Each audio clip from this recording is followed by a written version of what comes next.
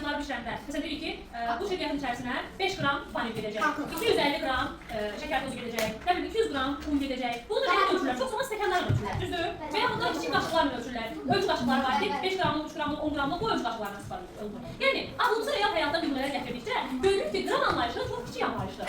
Kiçik anlayışdır. Təbii ki, bu kiçikləri də birləşdirib, müəyyən böyük anlayışa gedə bilərik. Necə?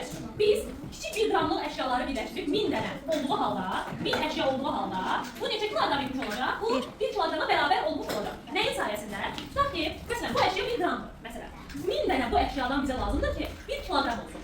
1 kiloqram deyəndə, ağlınıza məsələn, deyək ki, nə deyək? Mən kitab. Onlar su vahidlərdə əslində. Bir getirdiyi suyu tozaya qoyulur. Sobanın kütləsinə ölçülü tərəzdə 1 kiloqram gəlir. Amma əslində su vahidlərindən istifadə olunur. Amma orada su vahidlərindən istifadə olunur. Amma onu da ölçülü tapmaq olar. Çantalarımızı kiloqramlarla ölçə bilərik. Məsələn, bizim çantalarımız, biz daha doğrusu sizin çantalarınız minimum 3 kiloqram gəlir. Yəni ağır qəzetlərdən. Sonra bir neçə kiloqrama bərabər etmək olar. Eləcə də burada da kiloqramdan daha böyük vahidə gedə bilərik. Yəni 1000 dənə 1 kiloqramlıq əşyanı birləşdirsək, 1000 kiloqram nəyə bərabər olmuş olacaq? 1 tona. 1 ton olacaq. Bu da nəyin sayəsində olur? 1000 ədəd 1 kiloqramlıq əşyaları birləşdirib 1 tona gedə bilirik. Sizin testlərinizdə bir neçə anlayış verilir. Yarım kiloqram anlayışı verilir, 2də 1 kiloqram anlayışı verilir və 2də 1 ton anlayışı verilir.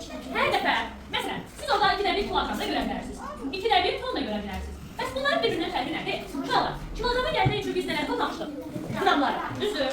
Tona gəlmək üçün nəyi topladıq? Kiloqramlar. Əgər siz kiloqramı görürsünüzsə belə təsvir qarşısında, demək siz bu ədədi qrama çevirməlisiniz. 1 kiloqram neçə qramdır? 1 kiloqram neçə qramdır? 1 qramdırsa, minin 2də 1'i tapmalısınız. Minin 2də 1'i neçə edəcək? 500 qram. Yəni 500 qram həm də yarım kiloqram anlayışı ilə neyidir? 500 qram yarım kiloqramdır.